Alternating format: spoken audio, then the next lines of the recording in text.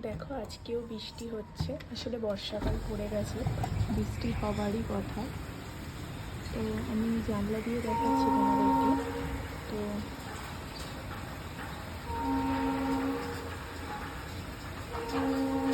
চলো আজকে আমি তোমাদের পুঁই শাকের গাছ দেখাবো আমার হাতের। পুঁই গাছের ডাল থেকে কিভাবে চারা তৈরি হয়েছে চলো আমি তোমাদের সাথে দেখাই, শেয়ার করি। দেখো এই হচ্ছে আমার পুঁই গাছ। এখানে তিনটে ডাল দেখতে পাবে, দেখো তিনটে ডাল, একটা দুটো তিনটে।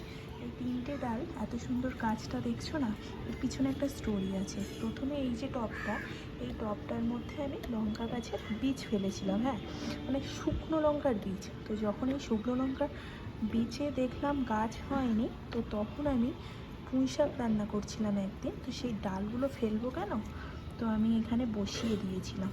তো তারপর যখন দেখি ছোট ছোট পাতা বেরোনো শুরু করেছে, মানে এই পুঁই শাক গাছগুলো থেকে, ডালগুলো থেকে, যাই হোক, তো দেখি এখানে দেখো লঙ্কা গাছের চারাও বেরোতে শুরু করেছে। তো এখন কত বড় হয়ে গেছে দেখো। হঠাৎ করে দেখি এবার একসাথে তো একটা টবের মধ্যে হওয়া সম্ভব না, তিনটে লঙ্কা গাছের চারা বেরিয়েছিল। এখানে দুটো আছে, একটা দুটো, আর এই দেখো এখানে একটা তিনটে।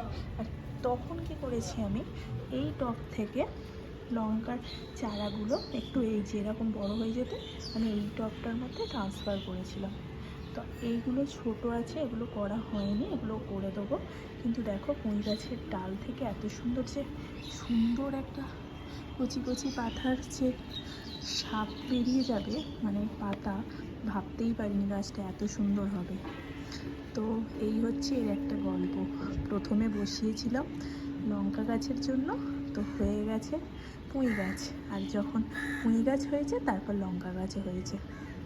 কত সুন্দর লাগছে না? তো প্রত্যেক দিন আমি এখানে এসে সকালে একটাই আমার কাজ এগুলোকে দেখা। তো আরও আছে ব্যালকনিতে, কোনো একদিন দেখাবো। তো আজকের মতো এইটুখানি।